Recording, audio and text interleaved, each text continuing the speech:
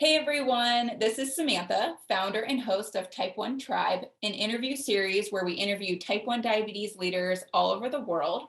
Today, our guest is Pamela Heyward. She is the founder of GlucoseSOS, a rapid glucose recovery powder. So thank you so much for being with us today, Pamela. We're so happy to have you here. Thank you so much. It's an honor always to meet other, people in my holistic family. And thank you for inviting me to hear my story. Yes, absolutely. So give us a little background, like where you're from, what you do, a little bit more about GlucoseSOS. Yeah, sure. I live in Wrightsville Beach, North Carolina, and I'm a mom of 4 children. And my 2 oldest daughters in the background, Taylor and Emily, have type 1 diabetes. Taylor was diagnosed at the age of 3 and she's now 30, and Emmy was diagnosed at the age of 12 and she's now 28. So then I have a 24-year-old son and a 16-year-old daughter who just a couple of years ago also had spinal fusion surgery. So I have had all of these surprise medical traumas in my family. Fortunately, nothing's happened to my son, but it's been quite a journey. Wow. And so do you remember, because I know, so is type 1 diabetes in your family at all? Like, how do you know how it came about for both of them? No, no one in our family has ever had diabetes type 1 or type 2. Taylor, they say that it's genetically predisposition to a certain gene, and it can be so far down the generation you can't track it. So from what I have learned throughout the years, that you come in contact with a virus, and the virus triggers your immune system into thinking that your islet cells are foreign antibodies. So that the T cells tell the B cells to destroy the islet cells in the pancreas. And that's how you get type 1 diabetes. And no one really officially has known the exact virus. There could be many viruses. But the key to curing type 1 diabetes is to, obviously you could not transplant islet cells. The same thing would happen over and over again. So you have to find a way to get the insulin into the bloodstream without, outside of the pancreas. So I've watched researchers, Dr. Henry Daniel, that had a lettuce leaf that he infused with islet cells, and he put it in a powder and into a capsule. So once you took the capsule, the bacteria in your intestines broke the capsule down and released insulin into the bloodstream. And he has cured hundreds of different types of animals. You can look at his research. I think he's at Penn State, but that kind of thing would be a cure for type 1. And I pray for that every day. It's funny because a lot of people ask me, like, why can't you just take a pill? And I'm like, well, it doesn't really work that way. But that's interesting that he's coming up with solutions where we can just like ingest it versus. This technology has been around forever. He's actually even sponsored by JDRF, and he's got multiple grants. I just don't understand why it never gets to the point of putting it on the market. He's from India, so obviously his concept to cure, and often a lot of doctors from India have seen the same thing, is they want to use a plant life because it's less expensive and can treat more people at one time. Actually, after this, I have his email. I'm probably going to email him and bug him again and say, "What's up? Where can I buy these pills for my daughters?" That's awesome. So going back just to your daughters and them being diagnosed, since it was a long time ago, do you remember like how it happened, and was it similar for both of them, or they both have different symptoms, or how did that all work? Yeah, I get a little teary-eyed. I think everybody does when they talk about the diagnosis story. So I apologize in advance if I have crocodiles coming up in my eyes. But anyway, Taylor was 3 and she was in daycare, and I worked in corporate America in Atlanta. And within a week, she just started wetting the bed and the couch. And it wasn't really the thirsty thing that got me. It was that. And I said something to her. It was awful. And I was getting frustrated. And I said, Taylor, I brought a diaper in next to her. And I said, babies wear these, you don't. And she's like, Mommy, I can't help it. And I picked her up from daycare and drove all the way across town to the doctor. and I got her a Reese's cup and a Sprite, and walked into the doctor thinking it was she had an infection in her kidneys or something like that, a UTI. And he brought me in the room. He's like, she has type 1 diabetes and her blood sugar is over 900. And you need to put her in the car. This is Atlanta traffic, and drive to the Children's Hospital, Scottish Rite. And I'm like, well, what does this mean? Like, please, you need to go now. And I remember crying all the way, frantically driving through this traffic with her. And she was saying how sick she was. Mommy, help me. And I was just, oh my God. And I was there by myself. And we were in the hospital for 2 weeks. And they told me every bad thing that could happen to her. She could never walk with hot sand for fear of infections, but they never really told me the things that I learned myself. They told me all the bad things. But Taylor showed me what a trooper she was in the hospital. I would take her around those little red carts, and she had a friend next door that was diagnosed too. And they would wrap up Band-Aids and toilet paper and color on them and slide them under each other's door for presents. And then when she left the hospital, I never left her side. When she left the hospital, she had all these balloons and she took them to the cancer ward to all the kids that were there. She gave all her balloons and her stuffies away to them. That's so yeah, and that's how she's been her whole life. And then so Emily was tested for the gene at the age of 3. We actually went down to Florida to get her tested at the University of Central Florida, where the first night we arrived there, a man jumped off the balcony and committed suicide right next door to us in the hospital room. In the hotel room. No joke. So the next day, Emily goes to these horrible tests and IVs, and they're filling her full of glucose and whatever.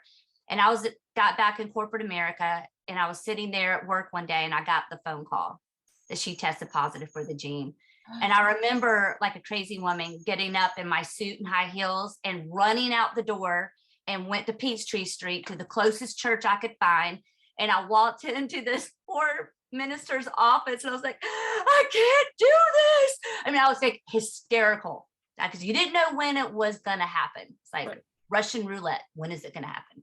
I wish I had not done that, because I lived with that fear all the time. I could barely manage one. Then I was going to have 2. Well, when she was 12, she was playing outside basketball. And there was not any wedding, or she wasn't, drinking a lot. But I was having people over for dinner. So I was cutting up stuff, vegetables, whatever else. And she comes inside. She says, Mommy, I don't feel good. And I looked at her. I was like, let's go get the blood sugar machine. And that went round and round and round. I was like, call me, put the knife down. I was like, go upstairs, Emily, pack your bag. We've got to go to the hospital. You have type 1 diabetes. And I remember the people there was like, don't be so pessimistic.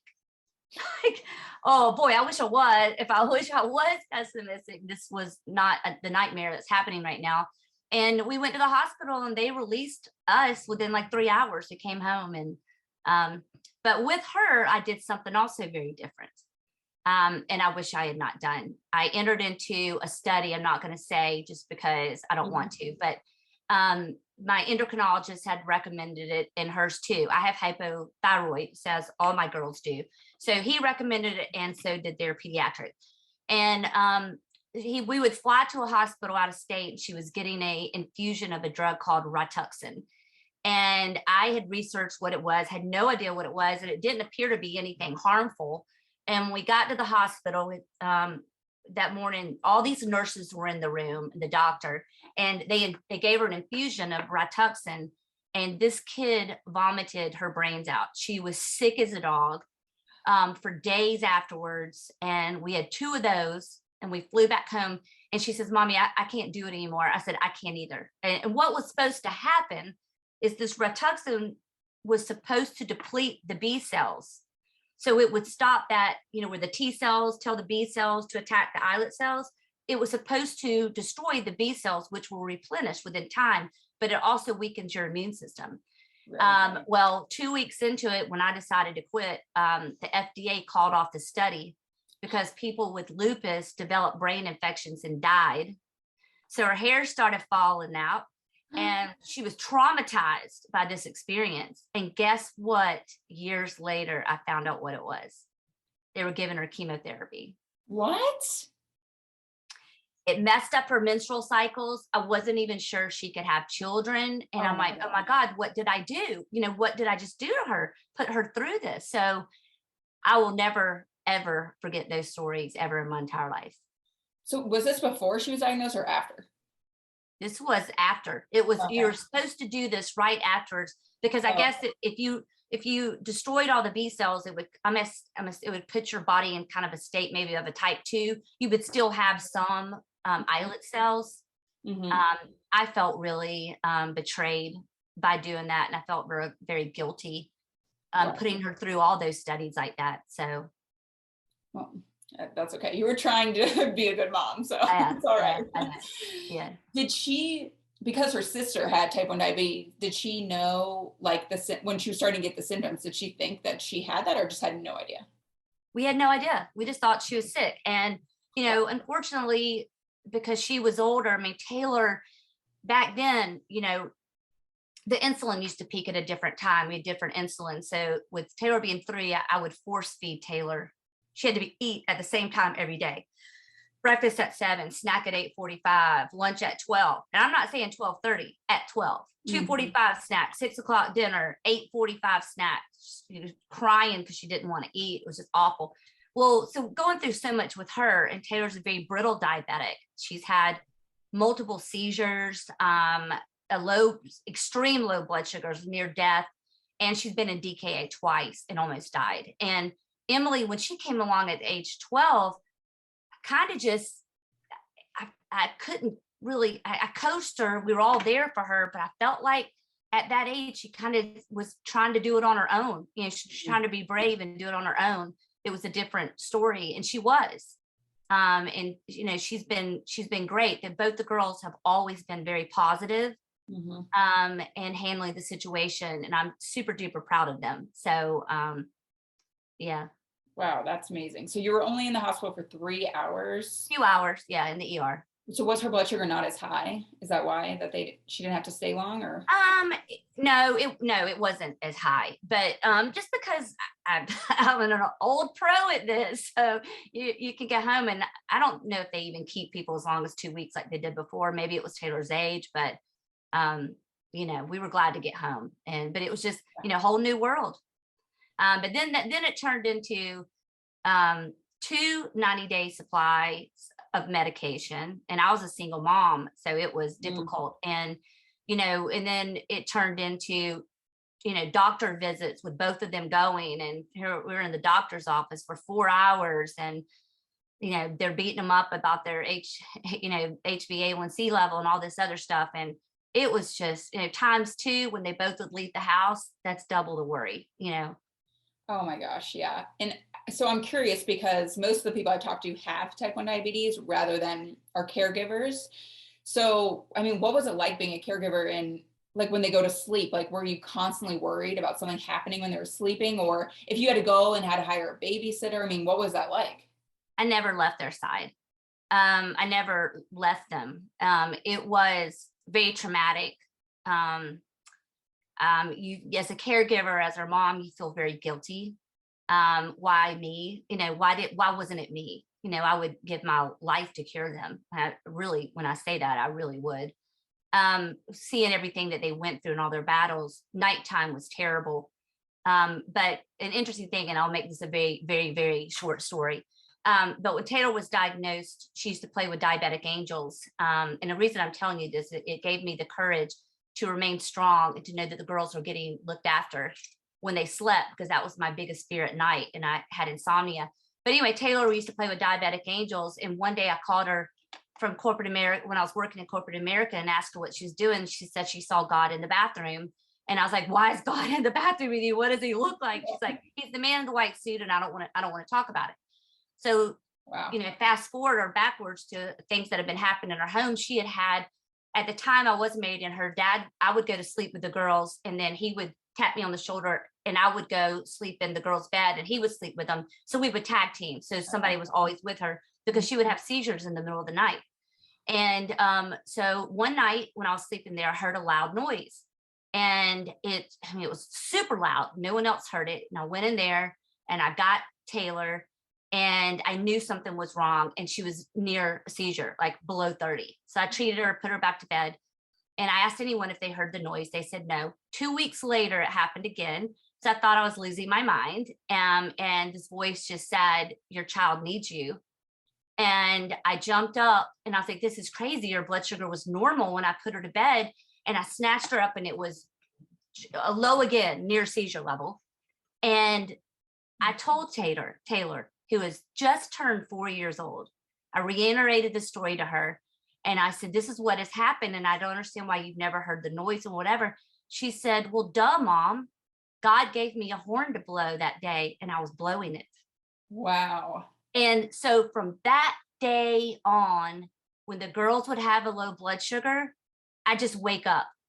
Even both of them, they would have a low blood sugar. I would just wake up. It's just a sixth sense that I developed to look after my children. But you can, they would have a seizure. It would just mess me up for days. I just could not get it out of my head, what I had just witnessed and seen, the near death and the struggle to survive. And it just broke my heart. And there were times, when they were brought home from prom and they had something to drink, and they and ended up in the ER. They're bringing them. The parents brought her home. Taylor's very sick, and she was throwing up, and we're having a glucose. We're going in to get an IV. Multiple times that kind of stuff happens. Oh my gosh. So I'm curious too, because of technology, because I'm newly diagnosed. All I know is like the new technology. What was it like back then? I mean, did you prick their fingers every hour? Oh yeah. Taylor had calluses all over her fingers, little black dots all over her fingers. And at that point in time, you only could prick their finger. But then they had the technology when Emily came around, we could prick their arm. That was great. And then the pumps, there were no CGMs back then. The pumps were terrible. And one was just awful. And she couldn't bear to even insert the needle in there. She had to like turn it clockwise. She couldn't handle the pain. Yeah. And so now, thankfully, both the girls are on the tandem T-Slim and they're looping. Oh, yeah. And it has been a lifesaver because it'll, alerts them when they're low, and it suspends their insulin, and they bolus when it's high. And now Taylor told me that there's new technology coming out where you can actually have your phone you can go to your phone and give yourself insulin. Yeah, I saw that too. So instead of having to use the actual, you can now use it from your phone. It's amazing. It's amazing what's coming out now. And it's crazy to me because all I know is like what's been out for the past year. But when I hear the stories, I'm like, it's crazy what you had to do back in the day. I just can't imagine having to prick my finger every hour. Yeah, and force feeding because of the insulin and having, 7-8 shots a day. I learned to take a piece of bread. The only thing I thought, is perception of what you're eating. So I've got to give her 15 grams of carbs, and I'd take the bread and take the ends off, and I'd squeeze it into a tiny ball. And I'd say, this is all you have to eat, this one little bread bomb. Okay. And she would eat it. But we had to, because that's what kept her, and I wish I'd had my product back then, but I unfortunately it wasn't the timing for that at that point in time. But the girls have been through a lot, and I'm thankful for their strength. Yeah, good for them and good for you for going through all that. I can't imagine, and it really breaks my heart when I hear about kids being diagnosed because one, growing up as a kid is hard enough as it is, like just having to like figure life out, and then adding that on top of it is just, it's heartbreaking. Yeah, and you can't talk to people about it. So, even back then, the social media, the support that I have on Instagram with my holistic family is amazing. Mm-hmm. I love everyone that I encounter. It's just a beautiful, warming experience. But you didn't have anyone to talk to back then. Even, your own parents. When Taylor was diagnosed, I remember my dad, I'd just given her a shot and I'd already fed her, and he walks in with a bunch of donuts. And I'm like, what are you doing? He goes, here, Taylor. I said, no, Dad, she can't have that. He goes, you're being overreactive. You're overreacting. She can have it. So it was the struggles of knowing the shoes I was walking in, but I didn't have any support for someone to help me and talk to me about it. And there were days I just wanted to cry. But I did turn my thought process around when I was waiting on a doctor's appointment. Scottish Rite was right there. And it was like, woes to me. Like, why did I have to have a child with type 1? This was when I just had Taylor, and I was having a pity party. And I looked and I could hear somebody singing. And I looked out the window, and it was a little boy with cerebral palsy walking with his mom, and they were holding hands and they were singing. And I said, Pamela, be thankful for what you have. You know, there can always be a worst case situation. And I learned to really try to live my life that way. Yeah, absolutely. And I'm also so thankful for social media, but it's also, I mean, it's great on one end, but then you also see all the people living their perfect lives and you're like, why do I have this disease? So it kind of works in both ways. Well, I think I get that perception. And I had this conversation yesterday with Happy Bob inventor. She's in Finland. She's a really cool lady too. Happy Bob is a really cool app. So okay, I've never even heard of it. I'll tell you about. I'll send you an email. It's kind of funny. I mean, anyway, I'll just introduce you to this after the show. But anyway, I said, just lost my train of thought. What in the world, Pamela? Happy Bob? No, it wasn't Happy Bob. It was. We're talking about social media, both sides. Yeah, social media. And I said, I get from Facebook. I quit kind of interacting with Facebook because I felt like everybody was comparing their lives. Oh, look, Junior's just the best kid in the whole world, and I have no problems, and I'm just the happiest person, and everything's wonderful. Then I switched to Instagram, and it was a totally different vibe. Uh-huh. And I really, really thrive in the Instagram, and I like TikTok. Yeah. I'm not very good at it, but it's fun to do. So, and I'm curious because kind of going back to the beginning, when you were talking about having the autoimmune disease and like getting tested for it. So did you test your other two children to see if they had it? Okay. Never. I swore after that point in time, I did not want to know. I definitely also decided that we would not be in any kind of trials, that I would not put them in as a guinea pig for anything ever again. So I don't know why I thought everyone, if you were related or blood related and somehow you would just automatically have this autoimmune disease, but that's not the case. It's person by person. It's person by person. I mean, look, example, my 16-year-old, 14, she had spinal fusion surgery. Her body, just because she went through a growth spurt, literally her spine was an S shape. And it happened within a few months, like her shoulder was here, her hip was here. And then within a month, she was having spinal fusion surgery. I didn't see that coming. I mean, it just happened. You never know day to day what's going to happen. You just roll with the punches. Yeah. I mean, you have to. And it's funny now. I mean, it's not funny, but I tell all my friends, I'm like, enjoy eating while you can, like freely, because you don't understand like what we have to go through. Like, just eat that pizza, Yeah. They don't think about it. And they don't think about how everything affects your blood sugar levels, from the barometric pressure in the atmosphere to women, their menstrual cycles to, Taylor, my oldest daughter's pregnant with her first daughter, and she's having a heck of a time. I'm going to say hell of a time with her blood sugars, with the pregnancy, and the doctor wants her to keep her at a 6.5, HA1C level. And, she's doing it, but it's difficult. Yeah. You have to stay under like 120 ideally or something. Yeah. It's crazy. Not crazy for someone who doesn't have it, but yeah. And our hormones are all out of whack. And both the girls, also, when you have diabetes, there are other autoimmune disorders. So both of them have hypothyroid. So do I. Yep. And then also we think that Taylor now, she's having issues, digestive issues. And so, okay, well, let's look into this now and see what this is. I mean, it's just constant. Yeah, maybe. Mm-hmm. That's so unfortunate. Yep. Well, switching gears a little bit, because you started this amazing company, an amazing product. So tell us about the product and then how you even got the idea to create it. Yeah. And again, that's a story I'll never forget. Taylor and Emily love Starburst to treat their low blood sugars. And they still probably do a lot of times.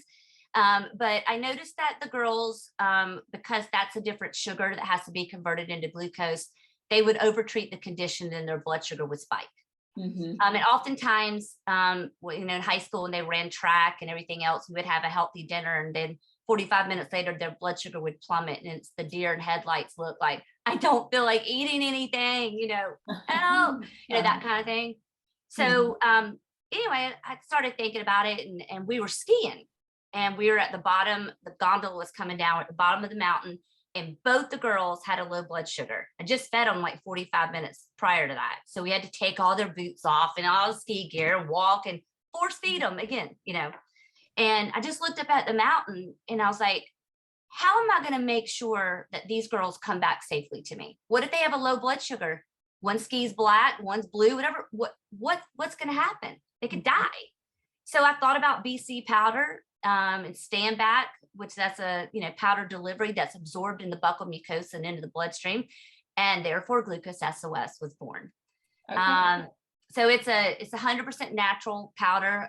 There's a flowing agent in it that the second it hits your saliva, it dissolves. There's kiwi, strawberry, green apple, fruit medley, and sweet and tangy that does not have a flavor, which a lot of people really love that a lot. It kind of tastes like a pixie stick. I know what it tastes like. Do you know the lick'em sticks that you used to get the powder in? Yeah, I love those. I know, sweet and tangy kind of tastes like the lick'em stick to me, the white one. So, but anyway, it's been a wonderful adventure.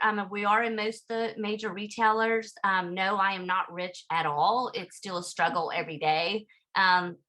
Just getting the word out there. But I do have support for my community, which I really appreciate. I really love getting direct messages where I wake up and I've got one saying, thank you for saving my life. And wow, I took your product and my blood sugar didn't spike. And then when I look at Emily's stroller with her 2 kids, there's empty glucose packets all around. And my 2-year-old granddaughter at the time, her mother was low, and that kid ran over and grabbed a packet of GlucoseSOS. Wow. And it was an empty one. She didn't know. And she started trying to put it in her mother's mouth. I'm like, oh my God, heart, be still. I cannot even get over this. And so then I created GlucoseSOS for pets with diabetes. And then I'm really excited about my third product. I licensed it to Travidia Healthcare. And after 6 years of being told no, we are getting this product in all of the CentOS emergency kits.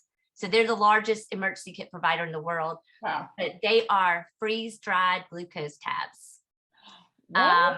Oh yeah, they're made out of fresh fruit puree. So there's cherry pineapple, and the other flavor is banana mango peach. Oh. And so what happens is you take the puree and you hydrate the product, and then you dehydrate it.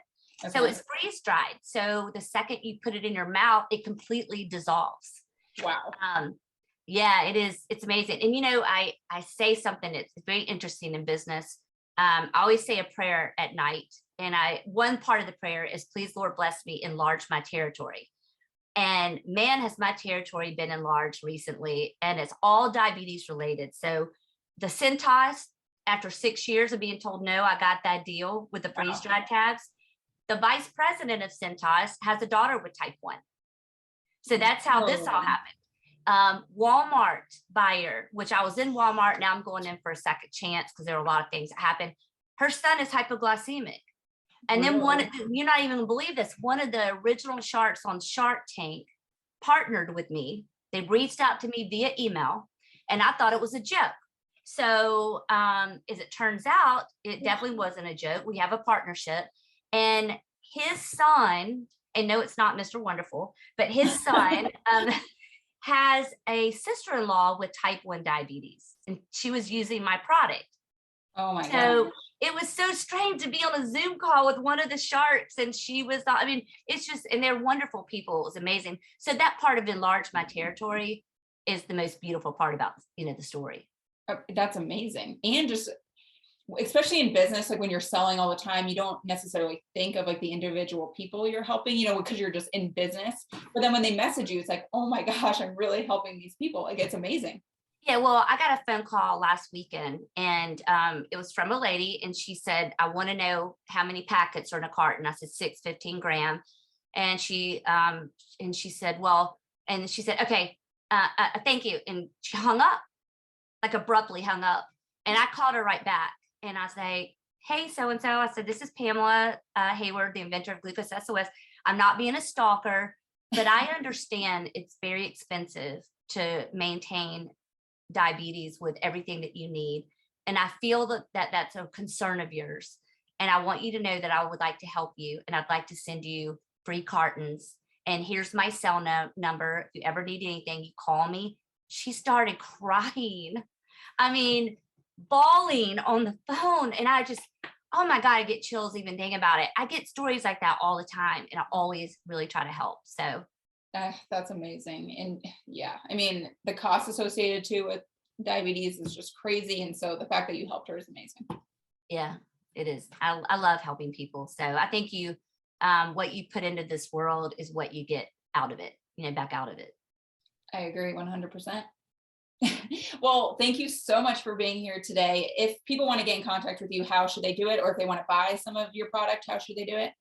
Yeah, we actually we created a better website. So it's www.shopglucosesos.com. Okay. That's the one the sharks built for us. It's a lot better than our old website. And they can do that, or they can email me at, Pamela at SOS Life, LIFE Sciences, SCIENCES.com. And again, I'm happy to give up my cell number because people call me all the time. It's area code 404-246-0422 if anybody ever needs anything. That's amazing. I love that you just did that, because no other business owner would do that. So that's amazing. Yeah, I work Monday through Sunday. So it's, Well, your passion's there too, which means a lot. I'm very passionate. So about that. Anything else you want to share with our audience today before we head out? No, I think I've probably talked your ear off. So no, this was amazing. Thank you so much again for coming, and everyone stay tuned for the next interviews, but thank you. Thank you so much. Have a great super week. Bye. Nice to meet you. Bye.